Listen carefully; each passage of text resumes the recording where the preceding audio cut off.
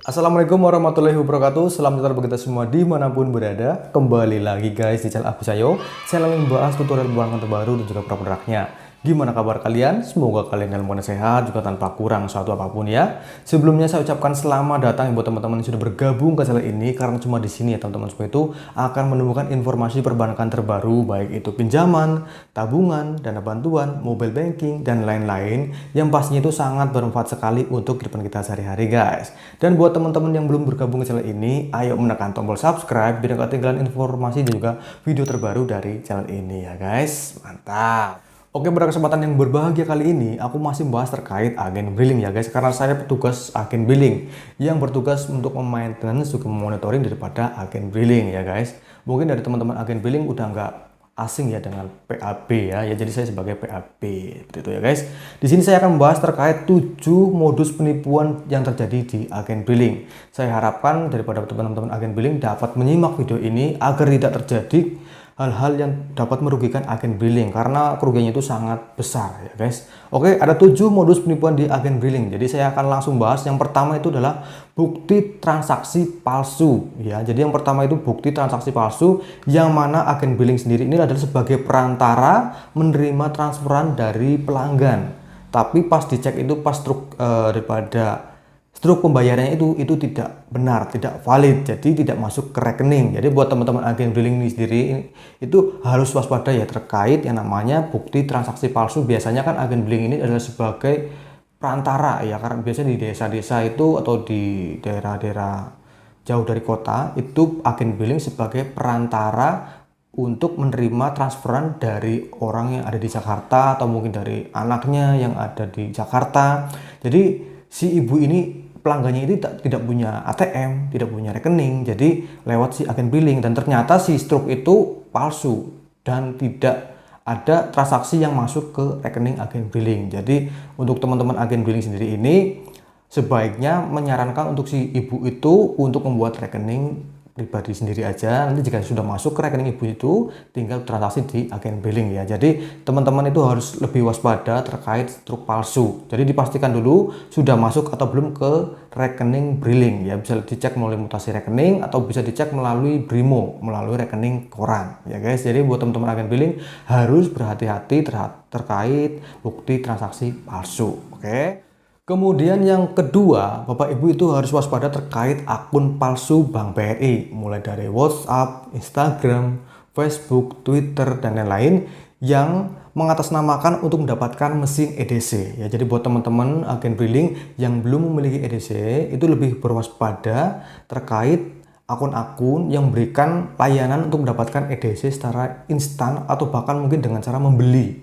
Ya, jadi untuk EDC sendiri itu tidak diperjualbelikan ya guys. Jadi teman-teman agen billing itu wajib bertanya dulu ke petugas agen billing yang bisa dilalui melalui WhatsApp, dikomunikasikan dengan WhatsApp, apakah benar ada EDC yang diperjualbelikan. Itu sebenarnya tidak benar ya. Jadi jika menginginkan EDC itu harus mulai tahap-tahap yang diberikan oleh petugas agen billing, seperti itu ya. Kemudian yang ketiga terkait uang palsu. Jadi buat teman-teman agen billing sendiri itu harus waspada terkait penyebaran uang palsu ya. Jadi diwajibkan memiliki money detector ya. Jadi seperti lampu yang mana nanti lampu itu nanti bisa digunakan untuk ngecek uang itu asli atau palsu. Jadi teman-teman agen billing diharapkan bisa memiliki alat itu ya. Bisa dibeli di online shop ya guys ya.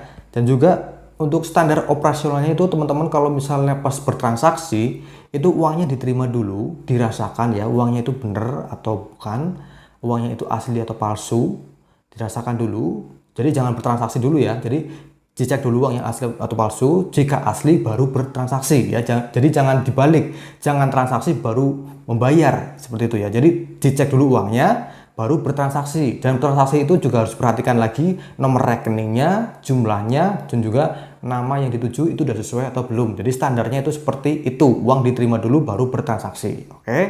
Selanjutnya yang keempat adalah phishing guys. Jadi buat teman-teman agen billing mungkin masih belum paham apa itu phishing ya. Jadi saya akan menjelaskan. Phishing itu adalah merupakan modus penipuan yang dilakukan dengan beragam cara. Salah satunya adalah dengan mengklik link atau tautan tertentu yang dapat berakibat kehilangan data pribadi.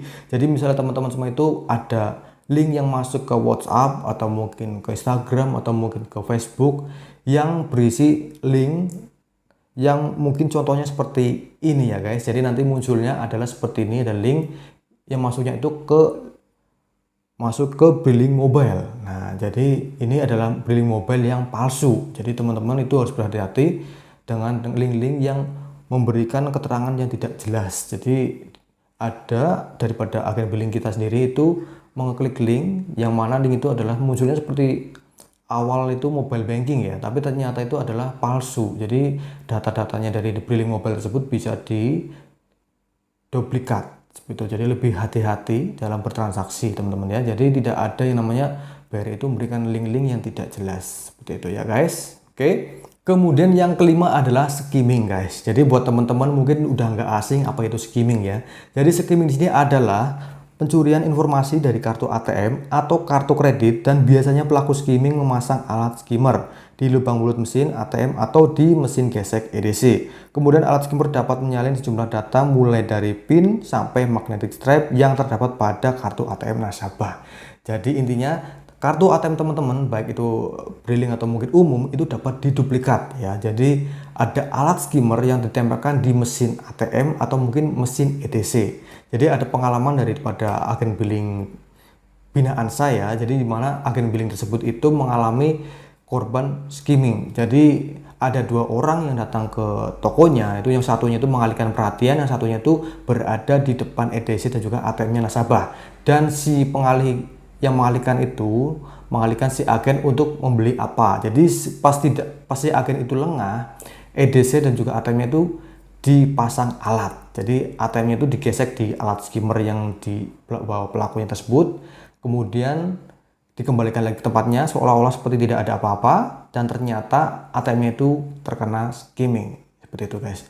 Dan untuk menghindari skimming yang terjadi di agen billing, saya harapkan untuk teman-teman agen billing sendiri itu memasang CCTV yang mana CCTV tersebut dapat dipantau secara rutin ya guys ya. Dan juga untuk kartu ATM dan mesin ATM jangan sampai dipegang orang-orang yang nggak dikenal seperti itu ya guys. Jadi harus ada batasnya. Jadi bagus seperti yang ada di penghalang untuk COVID itu ya, ada plastiknya.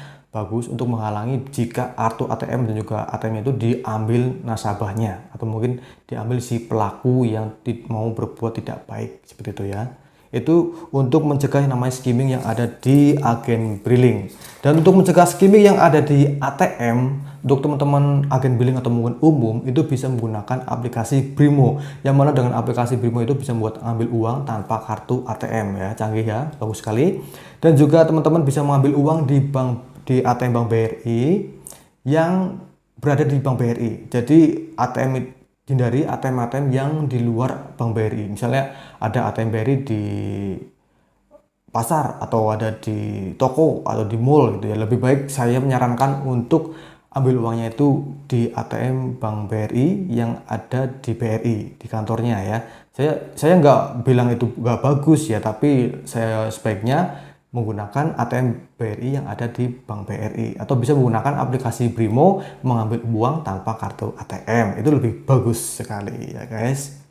Selanjutnya yang keenam adalah WA palsu dari orang yang dikenal. Nah ini ada lagi guys. Jadi ada daripada agen billing sendiri ini, dia mendapatkan WA, WhatsApp untuk memberikan uang atau mungkin melakukan transaksi.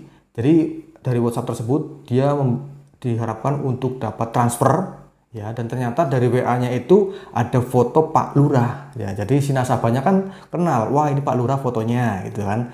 Nah ternyata pas dicek sendiri itu Pak Lurah tidak pernah minta untuk transfer ke rekening ini ke rekening itu, tidak pernah ya guys. Jadi untuk teman-teman agen billing itu waspada juga terkait nomor-nomor yang muncul DP orang yang kita kenal, nomor baru langsung minta transaksi untuk melakukan transfer ke rekening ini itu dan lain-lain ya. Jadi hati-hati. Jadi standarnya itu harus terima dulu uangnya baru bertransaksi ya, seperti itu ya. Jadi terima dulu uangnya baru bertransaksi, dan juga dipastikan transaksinya itu ke rekening yang dituju, namanya dan juga jumlahnya. Jangan sampai salah seperti itu ya guys. Jadi harus waspada, lebih hati-hati seperti itu ya. Selanjutnya yang ketujuh adalah modus penipuan hadiah undian BRI. Nah ini klasik ya, dari dulu pasti ada yang namanya penipuan mendapatkan undian hadiah dari Bank BRI. Mulai dari telepon, mulai dari website apa, SMS gitu, macam-macam ya. Dan dulu pasti ada ya. Jadi teman-teman jangan sampai terpengaruh dengan undian-undian yang mendapatkan dari Bank BRI. Jika misalnya teman-teman mendapatkan undian dari Bank BRI, sebaiknya itu teman-teman langsung datang aja ke kantor dan bertanya kepada petugas yang ada di kantor apakah benar Bapak Ibu itu mendapatkan undian Simdes Bank BRI. Dan juga undian Simdes Bank BRI itu tidak dipungut biaya ya, tidak ada biaya sedikit pun. Jadi kalau misalnya teman-teman itu mendapatkan motor, ya udah dibawa pulang aja motornya, dapat mobil ya dibawa pulang aja mobilnya, udah selesai. Tidak ada yang namanya suruh bayar ini, bayar itu, suruh memberikan kode ini, itu tidak ada. Jadi jika misalnya teman-teman mendapatkan undian Simpedes, undian dari Bank BRI, apapun itu undian apa aja, datang aja ke kantor untuk memastikan kebenarannya, seperti itu ya. Oke, demikian 7 modus kejahatan yang terjadi di agen billing ya. Buat teman-teman agen billing, saya harapkan lebih berwaspada, lebih kritis dan juga lebih hati-hati dalam bertransaksi menggunakan mesin EDC atau mungkin billing mobile ya guys. Dan saya harapkan untuk teman-teman agen billing dapat memasang CCTV atau mungkin money detector yang punya untuk mengecek uang palsu ya. Oke, apabila teman-teman ada pertanyaan, langsung saja di kolom komentar. Jika saya tidak ada kesibukan yang madang, saya akan segera menjawab pertanyaan dari teman-teman semua. Saya Agus Sayo, mohon undur diri, jangan lupa bahagia, jangan lupa jaga kesehatan. See you, bye-bye.